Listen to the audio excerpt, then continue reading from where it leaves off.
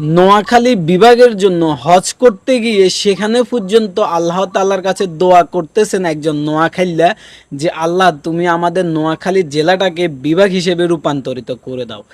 নোয়াখালী বিভাগ যেন হয় সেই তৌফিক দান করে দাও আল্লাহ। নোয়াখালী বিভাগ যেন হয় আল্লাহ সেই তৌফিক দান করে দাও আল্লাহ। এই পবিত্র মক্কাতে দাঁড়িয়ে আল্লাহ তোমার কাছে দোয়া করতেছে আল্লাহ। মানে চিন্তা করা যায় নিজের জেলাকে কতটা ভালোবাসলে মানুষ এরকম দোয়া পর্যন্ত হজের মাঠে পবিত্র জায়গায় সেখানে পর্যন্ত আল্লাহ তাআলার কাছে দোয়া করতেছে।